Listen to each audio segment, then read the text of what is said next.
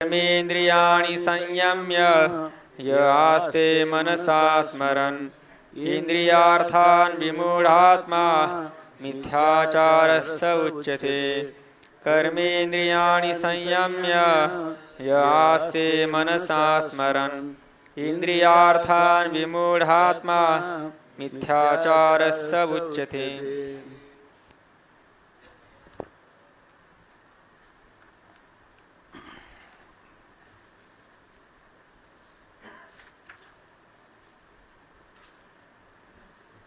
कर्मेंद्रियाणि संयम्य य अस्ते मनसा स्मरण इंद्रियार्थान् विमूढात्मा मिथ्याचारः स उच्यते।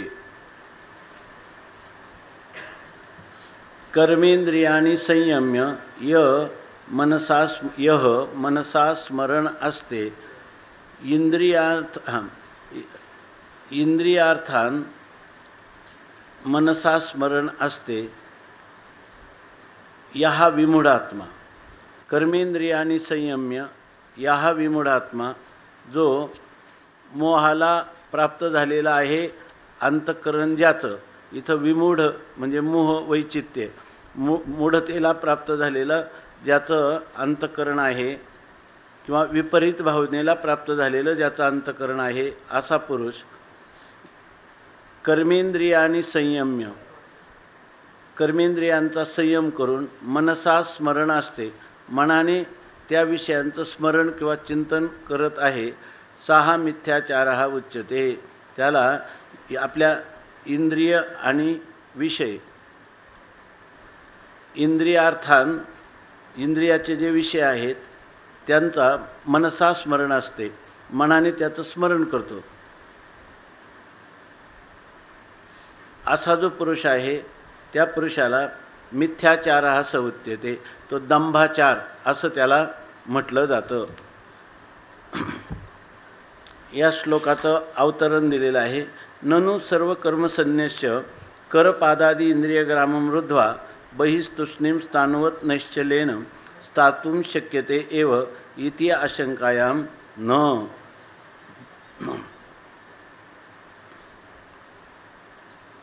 या तिसऱ्या अध्यायामध्ये प्रथम अर्जुनाला असं वाटलं की द्वितीय अध्यायामध्ये सांख्ययोग आणि बुद्धियोग म्हणजे निष्काम कर्मयोग ह्या दोघांच्या संबंधानेही जेव्हा चित्ताच्या एकाग्रतेने श्रवण केलं तेव्हा त्याला भगवंताचा अभिप्राय असा वाटला किंवा त्यांचं तात्पर्य असं दिसून आलं।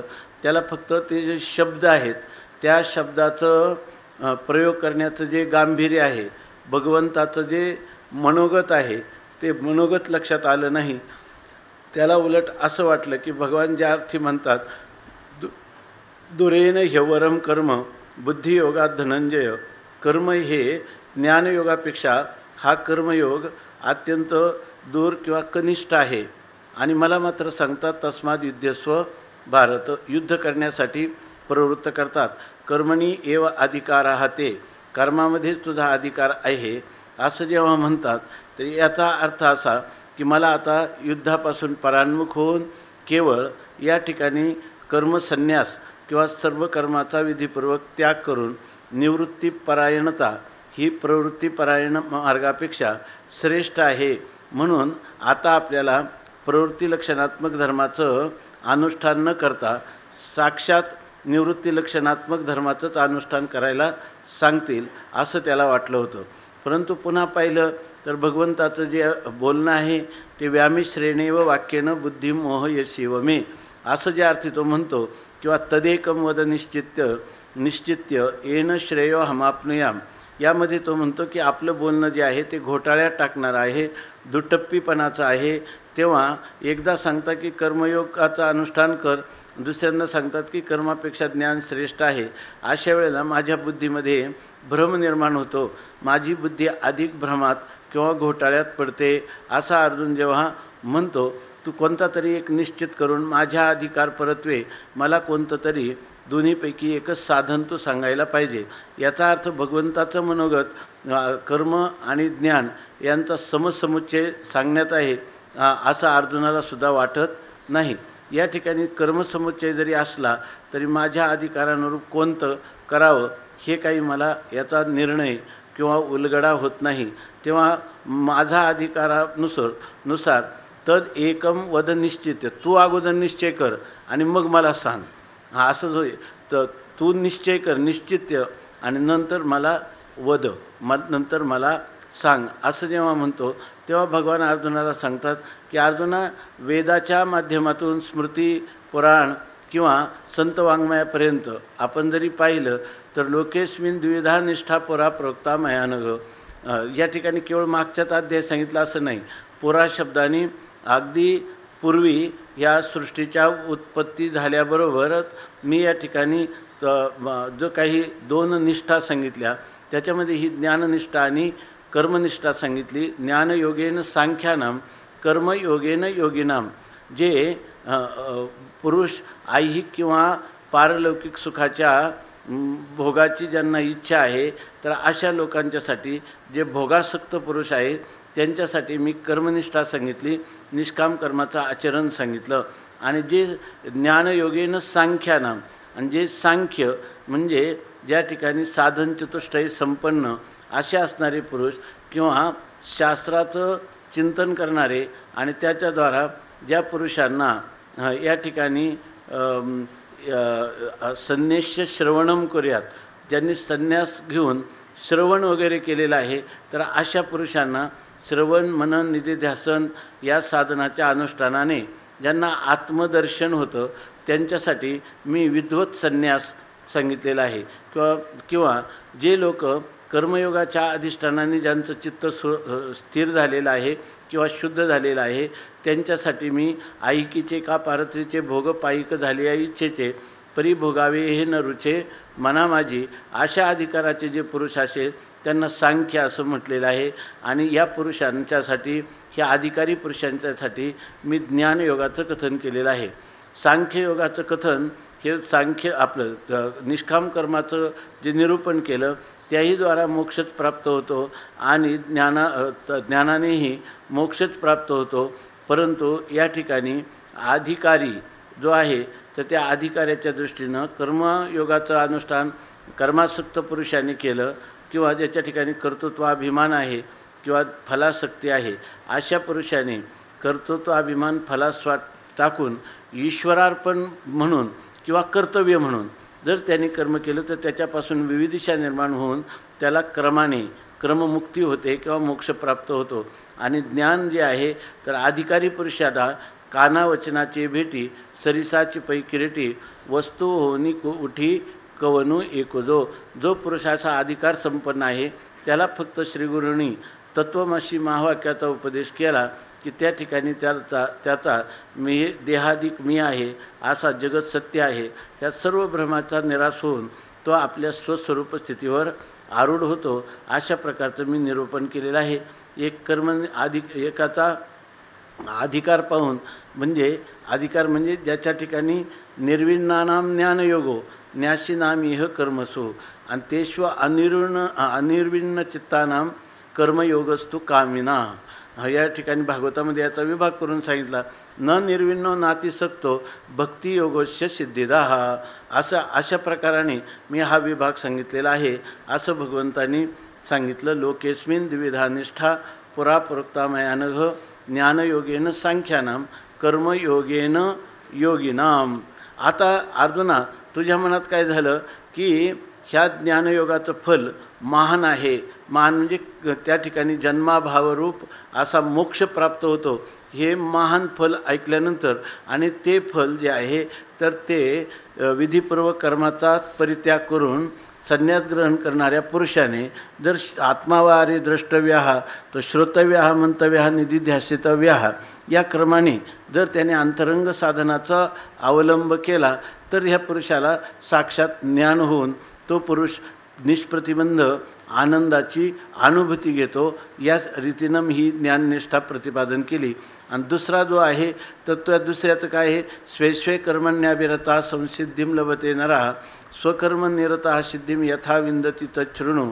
काय यतः प्रवृत्तिर्भूतानां येन सर्वमिदं ततं स्वकर्मणा तमभ्यर्च्य सिद्धिं विंदती मानवः. या रीतीनं परंपरेनं या कर्मानुष्ठान करणाऱ्यालाही चित्तशुद्धी होऊन नंतर त्याला मुमुक्षुत्व निर्माण होऊन गुरुप्राप्ती होऊन त्यांच्याकडून तत्वमसी महावाक्याचं श्रवण करून मग त्याच्या अंतःकरणामध्ये जेव्हा अहम ब्रह्मास्मी अशी वृत्ती होते त्यावेळेला ती वृत्ती या ठिकाणी त्या पुरुषाच्या असणाऱ्या अज्ञानाचा नाश करते आणि अज्ञान कार्याचा बाध करते. अशा रीतीनं मला या ठिकाणी हा क्रमयोग सांगायचा आहे, हे तात्पर्य आहे. पण तुझ्या मनात असं वाटलं की हे महान फल मोक्षरूपी फल जर कर्मत्यागानेच होत असेल तर मग आपल्याला कर्म करण्याचं काय कर्म करण्याची काय आवश्यकता आहे. तुला असं वाटतं की कर्म केलं नाही म्हणजे तुझ्या ठिकाणी एवढंच आहे की कर्म न करणं म्हणजे कर्म न करणं यांनीच आपल्याला काय होईल, मोक्ष प्राप्त होईल. परंतु त्याची स्थिती आहे की न कर्मणा मनारंभात नैष्कर्म्यम पुरुषोष्णुते.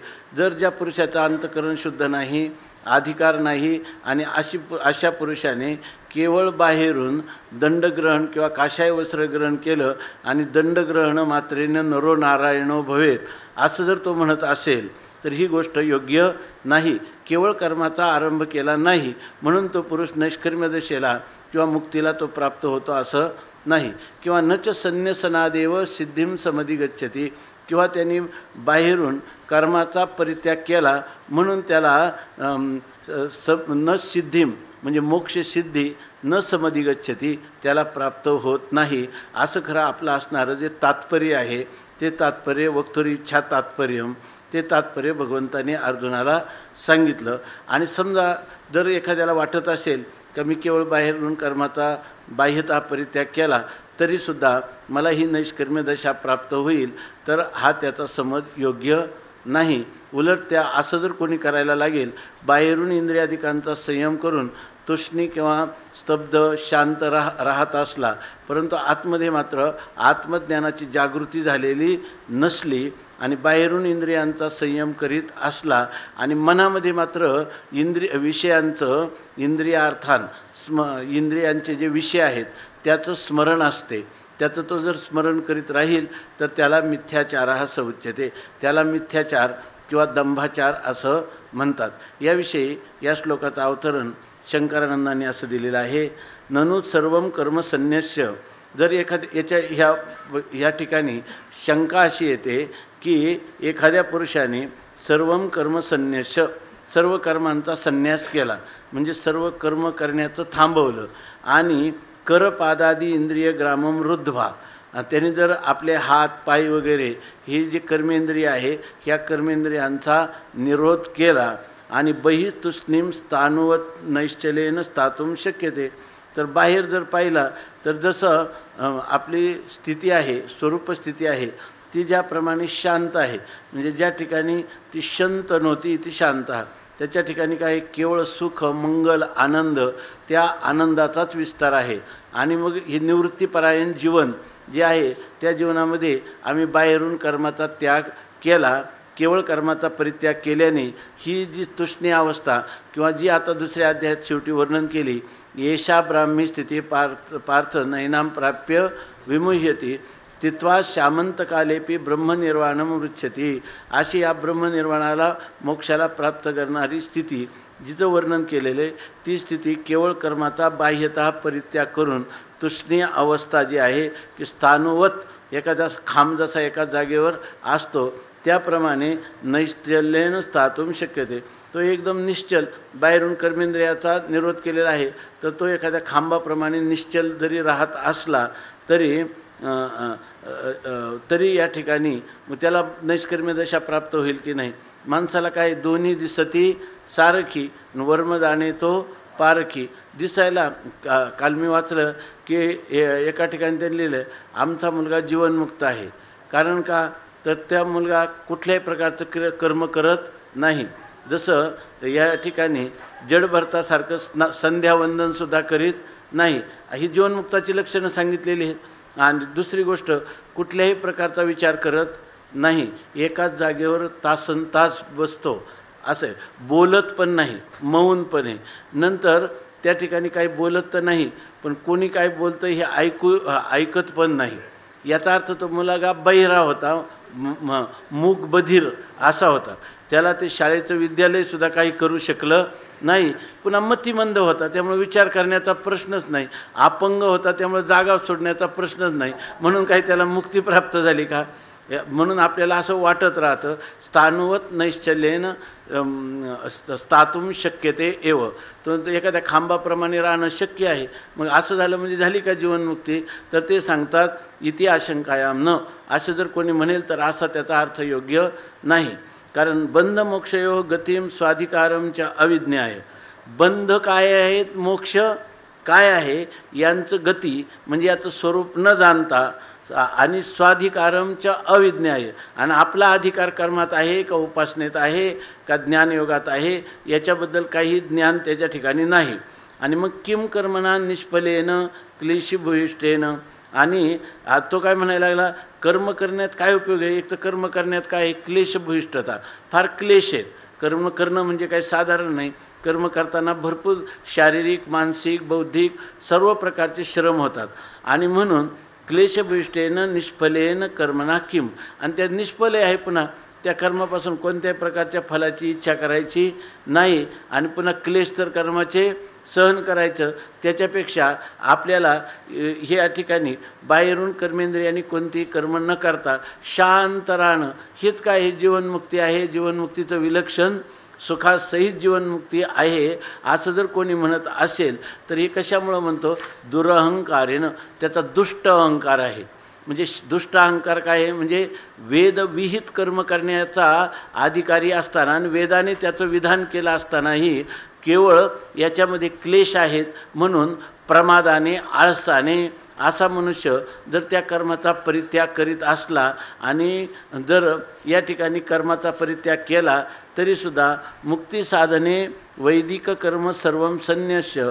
मुक्तीचं साधन म्हणून हे जे वैदिक कर्म आहेत की जी कर्तव्य म्हणून अज्ञानी जीवाला सांगितलेले आहेत, हा अज्ञानीच आहे. परंतु अशा वेळेला त्याला अजून विविधिशाही अंतःकरणात उत्पन्न झाली नाही या ठिकाणी, आणि विद्वत संन्यास तर नाहीच नाही. असा जो पुरुष आहे तो वैदिकम कर्म सर्वं संन्यस्य, जो सगळ्या वैदिक कर्माचा काय करतो? त्याग करतो. आणि तुष्णीम तिष्ठती, आणि शांत बसून राहतो. तर अशा पुरुषाला जीवनमुक्त म्हणत नाही. भगवान म्हणतात सहा दंभाचारा. तो केवळ काय आहे? दांभिक आहे. म्हणजे ज्याला धर्मध्वजित्वम दंभा असं म्हटलेलं आहे. धर्मध्वजित्व म्हणजे आपल्या ठिकाणी जे गुण नाहीत ते गुण दाखवणं, किंवा जो धर्माचरण आपल्या ठिकाणी होत नाही तर ते बाह्यता दाखवून आपण धार्मिक आहोत असं दाखवणं, याला म्हणतात दंभाचार. मनुष्याच्या जीवनामध्ये दंभ हा जो दुर्गुण आहे हा परमार्थामध्ये सर्वात मोठा घातक आहे. जोपर्यंत माणसाला आत एक आणि बाहेर दुसरं दाखवायचं तोपर्यंत त्याला सत्याचं अन्वेषण कधीही होणार नाही. कारण का?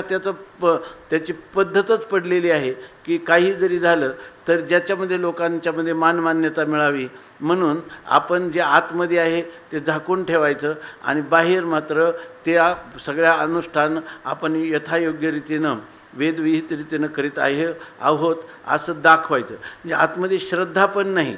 आणि अशा वेळेला केवळ लोकेशनापोटी अशा प्रकारचं करून कोणी करत असेल कर्माचरण तर आपलं इंद्रियांचं नियमन करून तुष्णी अवस्थेत राहत असेल तर त्याला दंभाचार असं. ठीक आहे का महाराज? याच्यामध्ये त्याला असंच म्हणायचं नाही ना, सा दंभाचार हा उच्यते.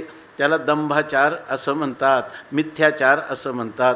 कर्मेंद्रियानी संयम्य य असते मनसा स्मरण इंद्रियार्थान विमूढात्मा मिथ्याचारः स उच्यते.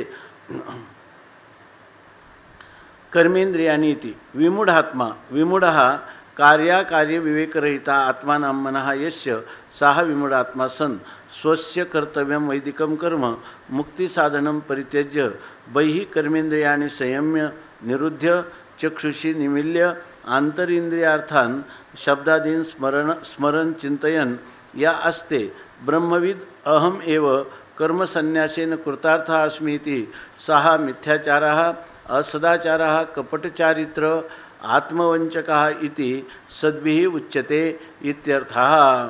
विमूढात्मा, विमूढ नाम कार्य विवेकरहित, आपल्या जीवनात काय कर्तव्य आहे आणि काय अकर्तव्य आहे याचा विवेक ज्याच्या ठिकाणी नाही त्याला म्हणतात की विमूढ आत्मा। म्हणजे आत्मा शब्दाचा या ठिकाणी अर्थ आहे मन असा अर्थ आहे। स्वस्य कर्तव्यम वैदिकम कर्म, आतला त्याचं स्वतःचं कर्म काय आहे की जो पुरुष काय सांगितलं अनिर्विण्णानाम, म्हणजे ज्याच्या ठिकाणी वैराग्य नाही आणि पुन्हा विषयासक्ती ज्याच्या अंतकरणात आहे असा जो पुरुष आहे त्याच्या दृष्टीनं वेद सांगतो की त्याला मुक्तीचं साधन आहे त्याचं वर्णाश्रमाप्रमाणे त्याला प्राप्त झालेलं जे कर्तव्य आहे ते वैदिक कर्म, वेदविहित कर्माचं अनुष्ठान त्यांनी करावं। पण हा पुरुष काय करतो, विमूढात्मा आहे, याला कार्य आणि अकार्य काय याचा विवेक त्याच्या ठिकाणी नसल्यामुळं तो वैदिक कर्म हे मुक्तीचं साधन आहे, परंतु त्या वैदिक कर्माचा परित्याग करतो। वैदिक कर्माचा परित्याग करून करतो काय, तर ती बाह्य कर्मेंद्रिय जे आहे ती बाहेरून त्या कर्मेंद्रियांचा निरोध करतो, म्हणजे डोळे वगैरे झाकून घेतो आणि डोळे झाकून घेतो पण आतमध्ये मात्र पिराचा उरूस चालू असतो। आतमध्ये बाहेरून चक्षु निमिल्य त्यांनी डोळे झाकून घेतलं तरी आतमध्ये अंतः इंद्रियार्थान शब्दादीन स्मरण नाम चिंतयन, तर तो आपल्या आतमध्ये ना मनामध्ये मात्र इंद्रियार्थान जे जे इंद्रिय आहेत आणि त्या इंद्रियांचे असणारे जे विषय आहेत त्या विषयांचंच तो मनामध्ये चिंतन करीत असतो। आज तो काय म्हणतो, ब्रह्मविद एव अहम, मी ब्रह्मवेत्ता आहे, कारण मी तत्वमसी महावाक्य ऐकलेलं आहे आणि त्या तत्वमसी वाक्यानंतर अहम ब्रह्मास्मी असा माझा निश्चय झालेला आहे। तो निश्चयसुद्धा कसा झालेला आहे, संशय विपर्यय रहित झालेला आहे, कारण त्या शब्दप्रमाण इतकं प्रबल आहे की जर शिष्याने तत्वमसी महावाक्याचं श्रवण केलं की काय तो सांगतो, अधिकारी गुरुने अधिकारी शिष्याच्या समोर तत्वमसी महावाक्याचा उच्चारण केलं आणि त्याच्या श्रोत्रेदेहाशी संबंध झाला का त्याच्या अंतकरणामध्ये अहम ब्रह्मास्मी इत्याकारक जी वृत्ती होते त्या वृत्तीमध्ये प्रतिफलित झालेलं चैतन्य हे त्या अज्ञानाचं नाशक आहे आणि ती गोष्ट आमची घडलेलीच आहे। पुन्हा तत्व महावाक्याचं श्रवण केल्यानंतर होणारं ज्ञान हे परोक्ष नसून ते अपरोक्ष असतं का, अपरोक्षच असतं, अपरोक्षच असतंच आहे। अशा प्रकारचं तो काय करतो, त्याचं समर्थन करतो आणि समर्थन करून आतमध्ये काय करतो, विषयांचं चिंतन करतो। आणि 6 मिथ्याचार, हा त्याला मिथ्याचार किंवा कपटाचार किंवा कपटी चरित्राचा पुरुष किंवा दंभाचारी पुरुष, आत्मवंचक पुरुष असं त्याला म्हणतात। असं कोणी इथे सद्भी उच्यते, खरे जे सज्जन आहेत, सज्जन म्हणजे ज्यांना सद्वस्तूचा यथार्थ साक्षात्कार झाला असे जे पुरुष, ह्या पुरुषाला असदाचारी कपटाचारी असं म्हणतात, दंभाचारी असं म्हणतात। येते ना तो काय म्हणतो, आणि मी काय असं नाही केलं, काय केला, संन्यास कसा केला आहे, पुन्हा विधीपूर्वक संन्यास केलेला आहे। म्हणजे विविदिशा नसताना विविदिशा किंवा ज्ञान नसताना विद्वत संन्यास असं बाहेर फक्त काशाय वस्त्राचं दंडाधिकाचं ग्रहण केलेला हा पुरुष, हा खरं काय, हा पुरुष कोणाला फसवत असतो, असे जे पुरुषाच्या दांभिकपणा करणं म्हणजे काय, दांभिकपणात दुसऱ्याची फसवणूक होत नाही, त्याची स्वतःचीच फसवणूक होत असते। म्हणून दंभाचारी पुरुषाला काय म्हणतात, खऱ्या अर्थाने आत्मवंचक, स्वतःची फसवणूक करणारा पुरुष। आपल्याला वाटतं की लोकांना आपण फसवलं, लोकांना फसवून काहीच होत नाही, आपण खऱ्या अर्थाने आपण आपल्याला फसत असतो, कारण या फसवण्यामुळं आपण आपल्या आत्मस्वरूपापासून अधिक दूर दूर जात असतो। म्हणून त्याला एवढी विशेषणे दिली, कपटचारित्र, दंभाचारः, मिथ्याचारः, आत्मवंचकाः, असदाचारः, एवढी ते शंकरानंदांनी त्याचे पर्याय सांगितले। येथेन श्रवणार्थम वा अन्यथा वा संन्यस्य श्रवणादिकम अकृत्वा वेशेन जीवनं कुर्वन् संन्यासेनैव कृतार्था अहम इति यः यतिः मन्यते सः अपि मिथ्याचारः एव इति सूचितं भवति। येतेन ह्या सगळ्या आत्तापर्यंतच्या झालेल्या विचारावरून बोलण्यावरून जो मनुष्य श्रवणार्थ वा अन्यथा वा संन्यास. जो मनुष्य श्रवण करण्यासाठी किंवा अन्य काही कारणाने जो संन्यास करतो, आणि अगोदर संन्यास करतो कशासाठी? श्रुती संन्यास श्रवणम कुर्यात अशासाठी, किंवा आपल्याला मोक्ष प्राप्त व्हावा म्हणून, किंवा विविधिशा निर्माण झाली म्हणून श्रवण करतो, आपलं संन्यास घेतो. पण श्रवणादिकम अकृत्वा, पण त्याला श्रवणादिक करण्याची गरज नाही. आपण जर बऱ्याच तीर्थामध्ये गेलं ना, याच्यामध्ये महाराजांना समजा मोठ्या एखाद्या साधूंच्या मेळाव्यात जर गेलं आणि तिथं राहिलं, तर ते काय करतात, जो मनुष्य शास्त्रचिंतन करतो त्याला काय देतात? सेवा देतात. आणि जो महात्मा म्हटलं की त्याला मग काही सेवा नाही, त्यांनी फक्त खायचं आणि आपल्या स्वयंमहिमने प्रतिष्ठिता. आणि जे दुसरे असतात ना, ज्यांना वाटतं की लघुसिद्धांत शिकावा, आपल्याला वेदांत चिंतन काही ग्रंथ शिकावा, त्यांना दिवसभर कामात व्यस्त ठेवतात. त्यांना म्हटलं की बाबा तुम्ही आम्हालाच कसं काम सांगतात? ते म्हणतात तुम्ही विद्यार्थी आहेत ना, तुम्ही श्रवणार्थी म्हणजे काहीतरी साधक आहे तुम्ही. ते महात्मा आहे. महात्मा म्हणजे ज्याला बोध संपन्न असणारा पुरुष, तो विधिनिषेधाच्या चौकटीतून सुटलेला आहे.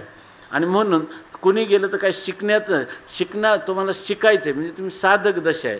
आणि ज्या पुरुषाला काहीच करायचं नाही, पडे रहे, तर ते काय आहेत? महात्मे आहेत. म्हणून या ठिकाणी बरोबर आहे ना, असं दिसतं ना अनेक ठिकाणी आश्रमामध्ये सेवा जी येते ती हे ब्रह्मचार्यांना देतात, आणि भगवत जे घातलं त्यांना काहीच सेवा नाही. कारण त्यांचं काय?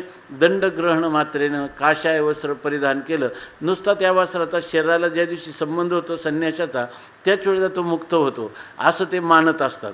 ते मानत असतात म्हणजे त्यांनाही माहीत आहे की असं हे काही खरं नाही, पण ते सांगत असतात. येतेन श्रवणार्थम वा अन्यथा वा संन्यास श्रवणादिकम अकृत्वा, श्रवणादिक न करता वेशेन जीवनम कुरुत, केवळ संन्यासी वेशामध्ये ते राहत असतात. आणि संन्यासेन एव अहम कृतार्थ अस्मी, केवळ संन्याशानेच मी कृतार्थ, जीव हा संन्याशानेच कृतार्थ होत असतो.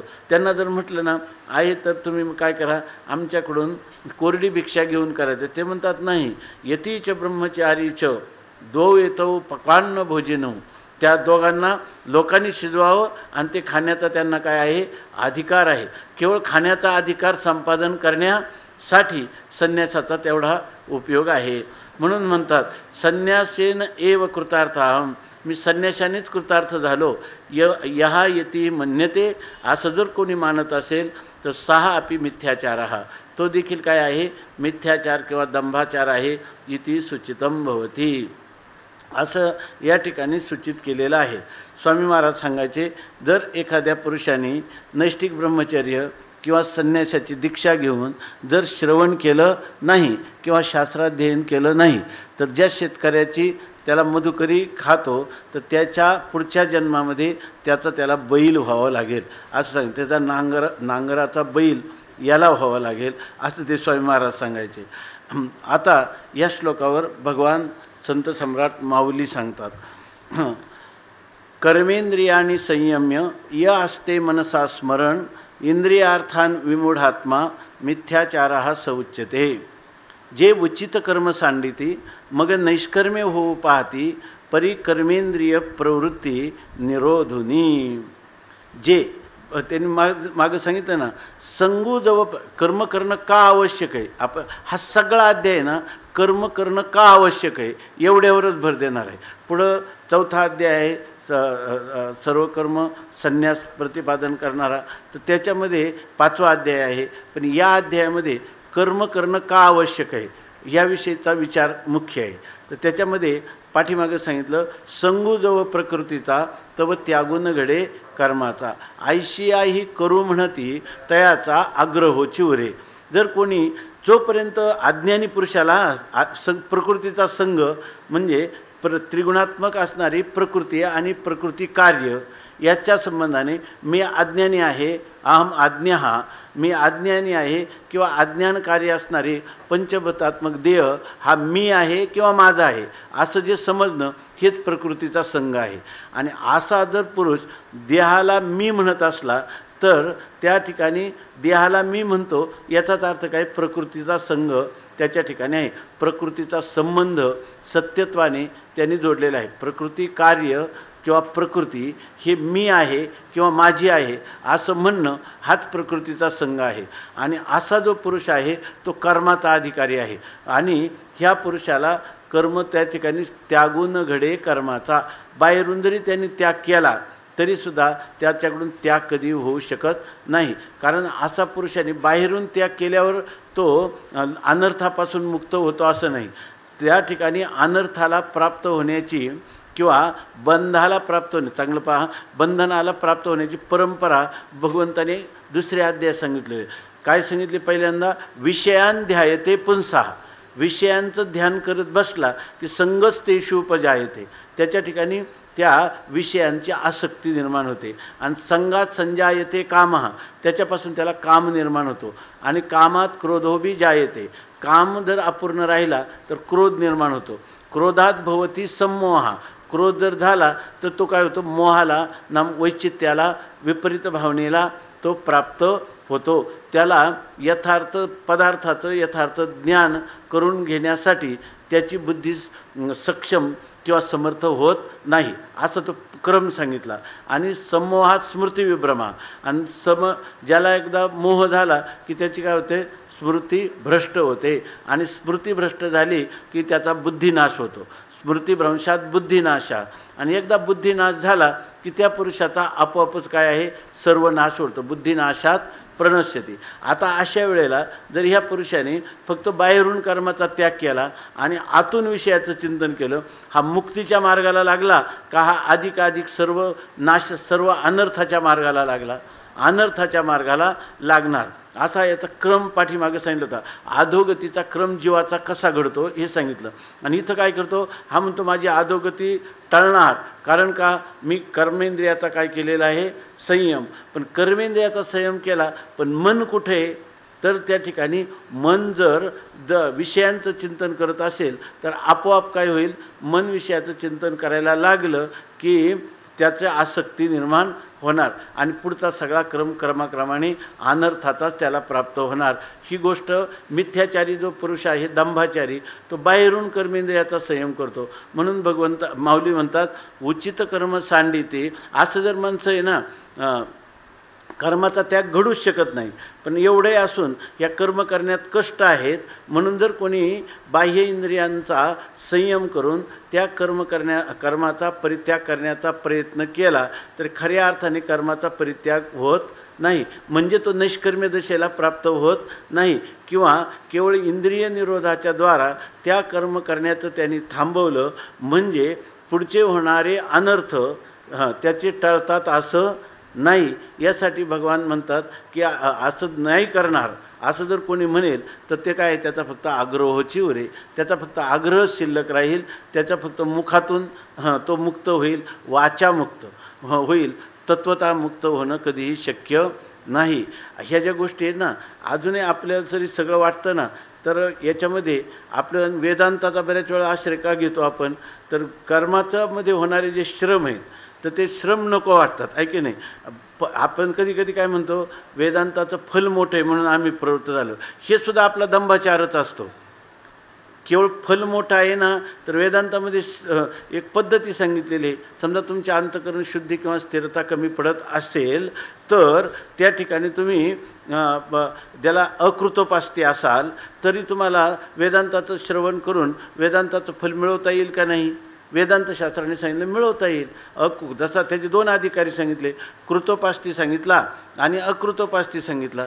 समजा तुम्ही अकृतोपास्ती आहे तर अकृतोपास्तीत तुम्हाला जाता येईल की नाही? जाता येईल. श्रम अधिक घ्यावे लागतील. त्या कर्मापेक्षाही तर श्रम अधिक आहेत.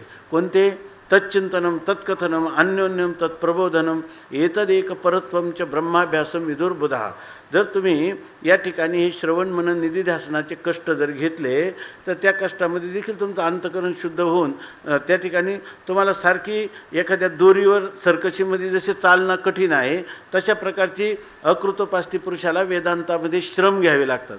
तर या ठिकाणी याला फल मोठे श्रम घेण्यासाठी श्रम जर घेऊन आपण हे मिळूच देहम वा पातयामी कार्यम वा साधयामी असं पण याचं नाही. आणि असं पण हे श्रम त्याला घ्यायचे नाही. आणि कर्मामध्ये होतात तेही श्रम घ्यायचे नाही. फक्त त्या ज्ञानाचं महात्म्य आपल्या ठिकाणी ढाल करून किंवा आपल्या त्याचं समर्थन करून फक्त तो काय होत असतो, खऱ्या वास्तव आपल्या स्वस्वरूपापासून किंवा सन्मार्गापासून च्युत होऊन अधोगतीच्या मार्गाला जात असतो. म्हणून त्याला आत्मवंचक असं या ठिकाणी आता आपण पाहिलं शंकरांनी मध्ये म्हटलेलं आहे. तसं इथं माऊली म्हणतात जे उचित कर्म सांडिती.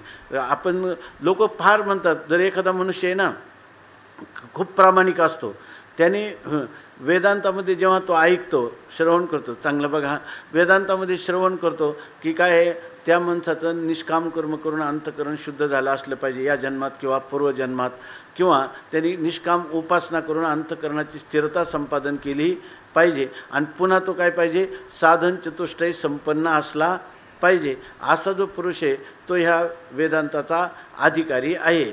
असं जेव्हा एखाद्या माणसाने पहिल्याच तरंगात श्रवण केलं आणि त्याला जर वाटलं अरे आपलं चित्त शुद्ध झालं नाही, मग चित्त शुद्ध करून घेतलं पाहिजे, मग आपण काय करू, आता निष्काम कर्माचं अनुष्ठान करू, असं जर त्या कोणी म्हटलं आणि करायला लागला, किंवा एखादा पुरुष आहे ना तो म्हणतो आपल्याकडून उपासनाच घडली नाही, तर आता ह्या जीवनामध्ये आपण भंडारा भामचंद्र गाठू आणि तिथं आपला भगवत भजन करू.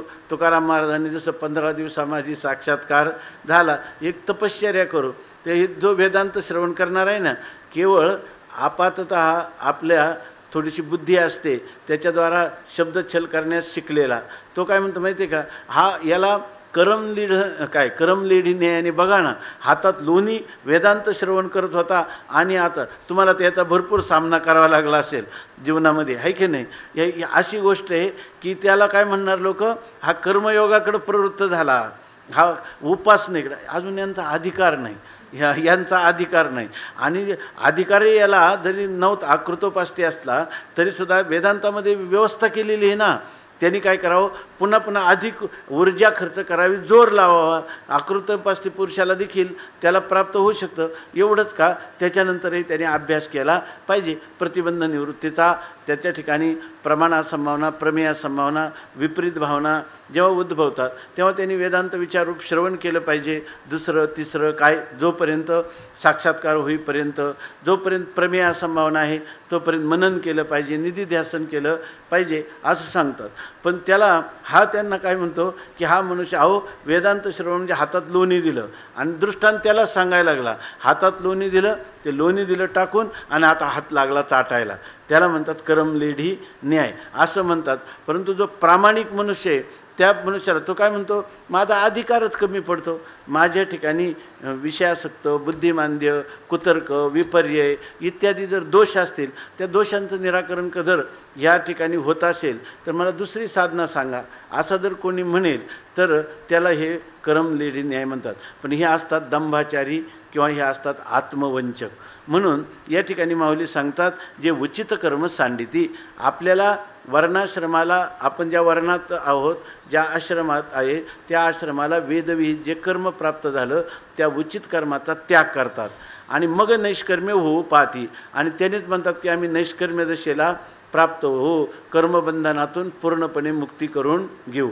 आहे अधिकार कोणाचा, उचित कर्म करण्याचा, आणि तो उचित कर्म तर करीत नाही आणि नैष्कर्म्य होण्याची तर इच्छा, नैष्कर्म्य दशा मी प्राप्त करणार असं सांगतो. आणि पण नैष्कर्म्य दशा कशी प्राप्त करतो माहिती आहे की तो वेदविहित कर्माचरण केला असताना तो पुरुष खऱ्या अर्थाने नैष्कर्म्य दशेकडं निश्चित जाऊ शकतो. त्याची वाटचाल जी आहे ती मुक्तीकडं होऊ शकते. पण हा म्हणतो हो, ती मुक्ती जी आहे ना, ती मुक्ती कशाने प्राप्त होईल, कर्मेंद्रिय प्रवृत्ती निरोधोनी. कर्मेंद्रियांची जी प्रवृत्ती आहे तर त्याचा फक्त काय करायचा, निरोध. इंद्रिय जी आहेत ती विषयांकडे जाऊ द्यायची नाही, म्हणजे झाला मोक्ष. म्हणजे असं त्याचं वास्तविक इंद्रिय विषयात. आता पुढच्या श्लोकात सांगणारच आहे की हा जो मिथ्याचारी पुरुष आहे त्याच्यापेक्षा जर आपली मनाच्या द्वारा इंद्रिय संयमित करून एखादा पुरुष कर्मेंद्रिय ही कर्मयोगम, कर्मेंद्रियाच्या द्वारा कर्मयोगाचं नियम्य आपला आरभते, जर कर्मयोगाचा आरंभ करीत असेल, 6 विशिष्यते, तो या दंभाचारी पुरुषापेक्षा कितीतरी श्रेष्ठ आहे. ही भगवंताने दिलेली मान्यता आहे की नाही. पण हा काय करतो, फल मला पाहिजे आणि त्याच्यासाठी मनातलं विषयाचं चिंतन सोडलेलं तर नाही, परंतु बाहेरून मात्र फक्त कर्म इंद्रियांचा त्या विषयांपासून जो निरोध करतो, कर्मेंद्रिय प्रवृत्ती निरोधनी तया कर्म त्यागून घडे. हे सगळं माऊली आहे ना, हे सर्व आडाखे, ही सर्व गणित आहे ना, आपल्या अंतःकरणात शिरून माऊली आपल्याला इतक्या रीतीनं समजावून देतात. ज्या मनुष्याला ज्ञानेश्वर महाराजांचं मनोगत जर त्यांच्या कृपेने कळेल तर त्याला जीवनामध्ये अध्यात्माचा प्रवास फारच सुखकर होईल. त्याचे 100 जन्म कमी होतील असं नाही म्हणायचं. हजारो अनंत कल्पामध्ये सुद्धा जी कोडी त्याला उलगडली नसतील किंवा उलगडली नसती ती सगळी कोडी ज्ञानेश्वर महाराज स्पष्ट रीतीनं सांगतात. ज्ञानेश्वर महाराज जागृत देतात, तया कर्म त्यागून न घडे. अशा पुरुषांनी जरी कर्मेंद्रियाच्या प्रवृत्तीचा निरोध केला म्हणून त्याला या ठिकाणी कर्मत्याग म्हणजे कर्मत्यागून न घडे म्हणजे बाहेरून तर त्यांनी कर्माचा त्याग केला ना, मग कर्मत्यागून न घडे म्हणजे कर्मत्यागाचं वास्तव फल त्याला मात्र मिळणार नाही. किंवा हा शास्त्राच्या दृष्टीनं ईश्वरी सत्तेत त्यांनी कर्मत्याग केला असं कधीच घडत नाही. मग तुम्ही म्हणा इथं तर तुम्हीच सांगता कर्मेंद्रिय प्रवृत्ती निरोधनी. कर्मेंद्रियाच्या प्रवृत्तीचा निरोध केवळ करणं आणि मनाने मात्र विषयांचं चिंतन करणं याला कर्मत्याग शास्त्र मुळात मानतच नाही. म्हणून सांगतात तया कर्मत्यागून न घडे. का बरं कर्मत्याग घडत नाही? कर्तव्य मनी सापडे. त्याच्या ठिकाणी हे कर्तव्य शब्दाचं काल आपण थोडं चिंतन केलं होतं. कर्तव्य मनी सापडे म्हणजे त्याच्या मनात जर पाहिलं ना, आपण शोध घेतला त्याच्या मनाचा मनोविज्ञानाच्या द्वारा, तर आपल्याला त्याच्या मनात कर्तव्य बुद्धी आहे असं देतं. म्हणजे याचा अर्थ तो मुक्त झाला असं म्हणतो, पण त्याच्या ठिकाणी कर्तव्य बुद्धी म्हणजे कर्तृत्व जे आहे ते कर्तृत्वाचंही त्याच्या ठिकाणी बुद्धी म्हणजे त्याला काय म्हणतो आपण, त्यांनी 4 गोष्टी कर्तृत्व आसक्ती त्याच्या ठिकाणी आहे, कर्म आसक्ती पण त्याच्या ठिकाणी आहे, फलासक्ती पण त्याच्या ठिकाणी आहे. या सगळ्याच आसक्ती त्याच्या अंतःकरणाच्या खोल स्तरामध्ये पूर्णपणे बीजरूपाने, संस्कार रूपाने, वासना रूपाने सगळ्याच्या सगळ्या त्याच्या ठिकाणी विद्यमान असतात. आणि बाहेरून तर कर्मेंद्रियांच्या प्रवृत्तीचा निरोध करतो. त्याला म्हणतात खऱ्या अर्थाने कर्मत्याग घडलेलाच नाही.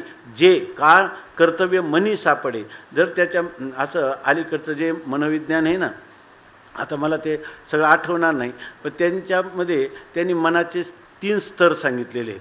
एक शास्त्रज्ञ होऊन गेले तर त्यांनी 3 स्तर सांगले. एक एकदम अत्यंत गंभीर असणारा, एक मध्ये असणारा आणि एक त्याच्यापेक्षा उत्तान भागावर असणारा जो स्तर हे आधुनिक मनोविज्ञान सांगतं. तर या ठिकाणी त्या माणसाच्या कर्तव्य मनी सापडे.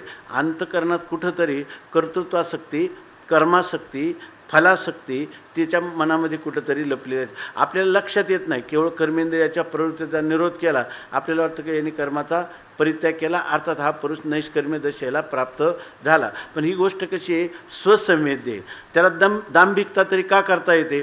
बाहेरून लोकांना कळत नाही. बाहेरून लोकांना हे कळत नाही का आता हे कसं कळावं?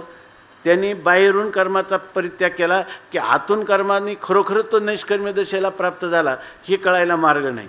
स्वामी महाराज विनोदाने एक गोष्ट सांगायचे की एकदा ब्रह्मदेवाची सभा बसली होती आणि त्याच्यामध्ये एक अचानक एक सोहळं लावून एक ऋषीमुनींसारखा एक महात्मा आला आणि त्या सभेमध्ये आला. तर तो ज्यावेळेला त्यांच्या सभेच्या बाहेरून रस्त्याने चालला ना, तर त्याच्याजवळ एक कमंडल होता, त्याच्यानंतर दर्भ वगैरे, आणि तो सारखा रस्त्यावर दर्भ शिंप म्हणजे ते प्रोक्षण करीत चालला होता. तेव्हा सगळे लोक बाजूला यायचे. कोणीतरी सोहळ्यामध्ये हा महात्मा आलेला आहे. नंतर तो हळूच ब्रह्मदेवाच्या सभेमध्ये शिरला. तर त्याने असं पाहून लगेच इकडं तिकडं ते करायला लागलं. सगळ्या देवता बाजूला गेल्या. नंतर तो काय फार एकदम ब्रह्मदेवाच्या पीठापर्यंत गेला तर तो त्याने विचारलं नाही का येऊ की काय किंवा त्याला कोण, कारण कोण आहे, सगळी सभा स्तब्ध. तो गेला आणि एकदम ब्रह्मदेवाच्या मांडीवरच जाऊन बसला. स्वामी महाराज ब्रह्मदेवाच्या मांडीवर बसल्यावर ब्रह्मदेवाला वाटलं एवढ्या धाडसाने आले, हा कोणीतरी विशेष व्यक्ती असेल. पण ही व्यक्ती आधी कोण? म्हणून असा कोण हा अधिकारी पुरुष आला? कारण आपल्याकडं देव जरी असले संतांचा अवमान करत नाही. म्हणून त्यांनी असं स्वामी महाराज सांगितले वाकून पाहिलं का कोण आहे, आणि तो नंतर त्यांनी पाहिलं तर तो म्हणला ये तो बेटा दंभ आहे. तो दंभ असा आहे की माणसाला बाहेरून काही लक्षात येऊ देत नाही. ही स्वसंवेद आहे. ज्या मनुष्याला खरोखर आपला उद्धार करायचा तो महत्त्व कोणाला देतो? बाह्य गोष्टींना महत्त्व देत नाही, स्वसंवेद देताना. तुकाराम महाराजांना विचारलं, तुकाराम महाराजांना लोक संत मानत होते, पण तुकाराम महाराजांनी आपलं स्वसंवेद्य आत्मनिरीक्षणामध्ये ते म्हणतात की जनमानवले वरी बाह्यातकारी तैसा मी अंतरी नाही झालो. लोक जरी मला मानत असेल तर मी तसा झालो नाही. म्हणून पण काय जनमानवले वरी बाह्यातकारी तैसा मी अंतरी नाही झालो.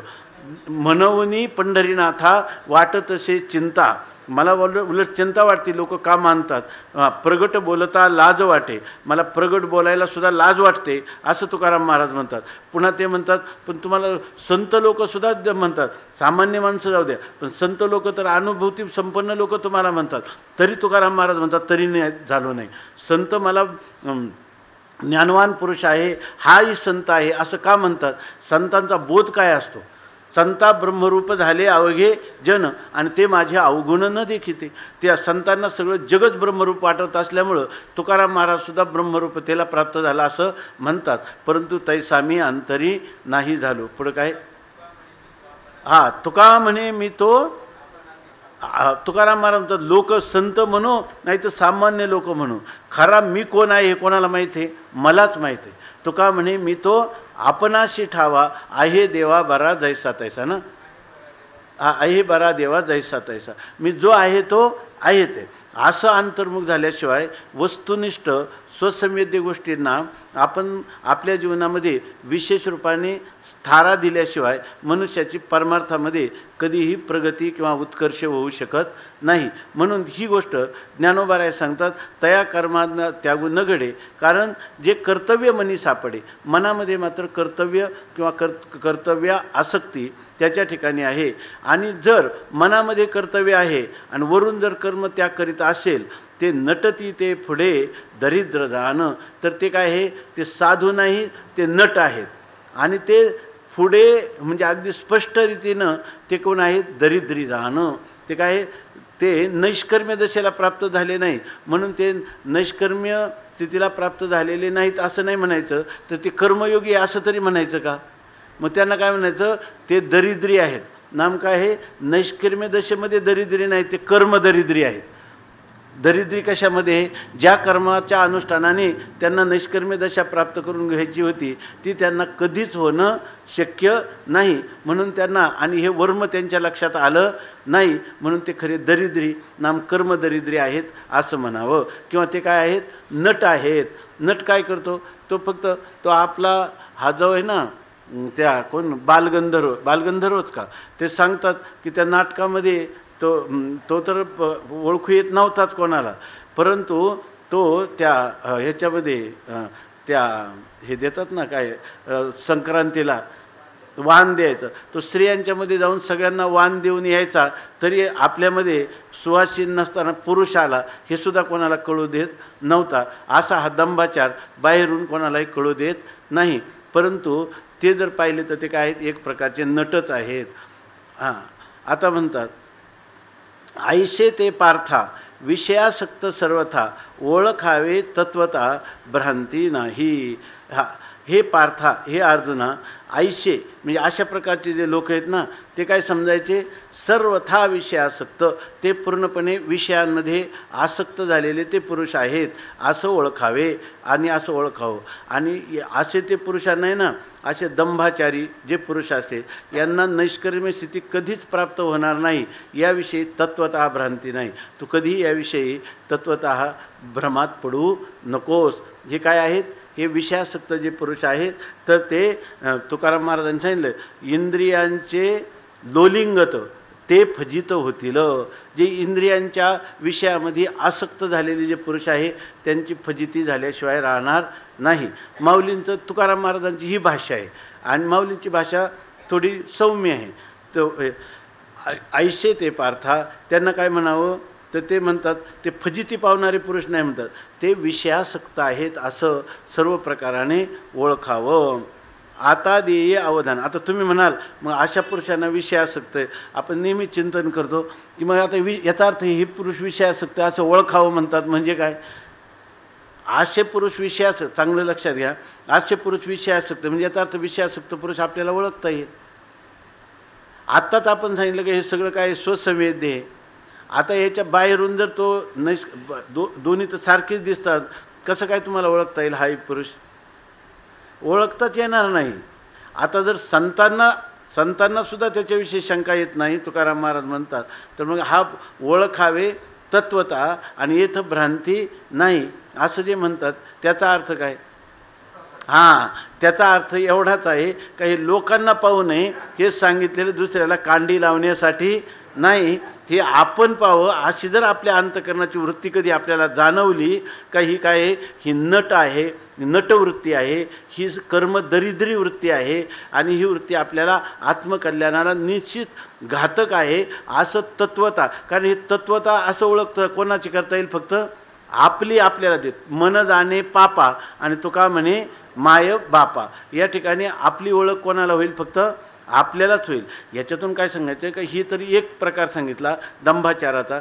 जेवढ्या काही वृत्ती आहेत फार अद्वेष्टा सर्वभूताना मैत्रहा करुण निर्ममो निरहंकारा, या सगळ्या वृत्ती ज्या आहेत किंवा काय अमानित्वम अदंभित्वम, ह्या सगळ्या वृत्ती दुसऱ्या पुरुषाच्या पाहण्यासाठी नाहीत. ह्या सगळ्या आपल्या अंतकरणातल्या आपल्यालाच ह्या सगळ्या वृत्ती कळतील, दुसऱ्याला कळणार नाही. आणि आपल्याला जर कधी अशा प्रकारचं दंभाचाराची वृत्ती असेल तर आपण निश्चित समजलं पाहिजे की ही वृत्ती आपल्या आत्मकल्याणाची नसून, कल्याणकारक नसून, ही दंभाचाराने युक्त असल्यामुळं ही आपल्याला आत्मघातकी किंवा आत्मवंचना करणारी ही वृत्ती आहे, हे ओळखावं म्हणून. नाहीतर लोक म्हणतील की मग आता हा पुरुष जो काय आहे विषयासक्त आहे आणि त्याची खून ज्ञानेश्वर महाराजांनी सांगितली, ते पुरुष विषयासक्त सर्वथा ओळखावे असं सांगितलेलं आहे.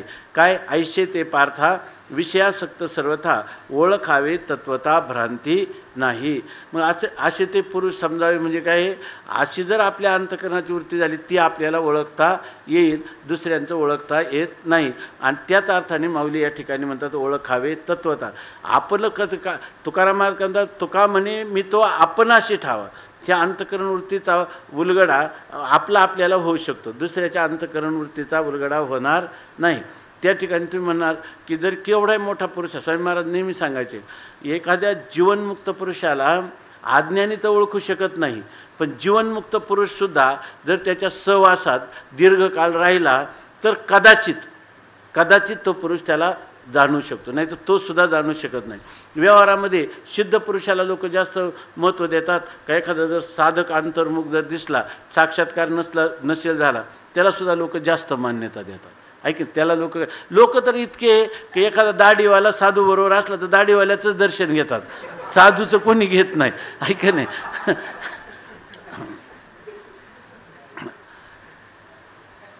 ऐशे ते पार्था विषयासक्त सर्वथा ओळखावे तत्वता येथ भ्रांती नाही.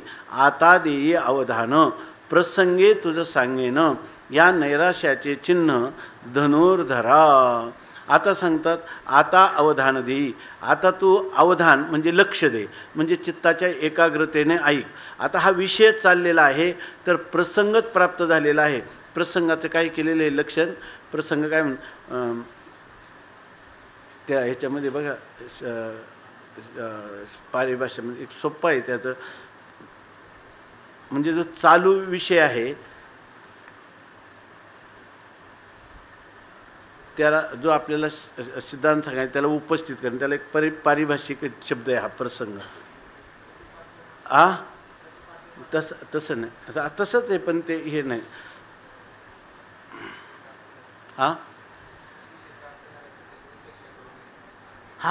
असा एक जो विषय प्राप्त झाला त्यावेळेला त्याची उपेक्षा करून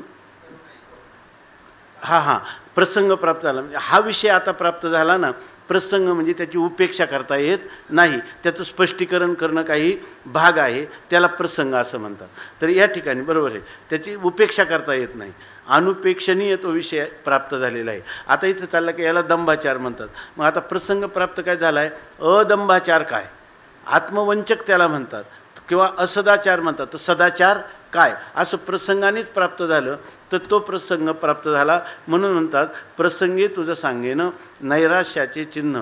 हा जो पुरुष आहे हा तर काय झाला दंभाचारी, पण मग खरा नैराश्य म्हणजे खरा निराशतेला प्राप्त झालेला नाम नैष्कर्म्य दशेला जो प्राप्त झालेला पुरुष आहे त्याचं लक्षण काय आहे.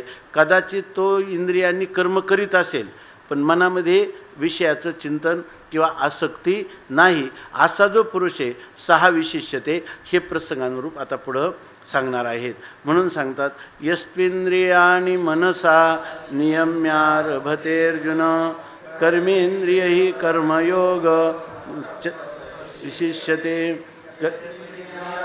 मनसा नियम्यारभतेर्जुन कर्मेंद्रिय ही कर्मयोग मसक्तस् विशिष्यते. कर्तृत्यानि मनसा नियम्यारभतेर्जुन कर्मेंद्रिय ही कर्मयोग मसक्तस् विशिष्यते.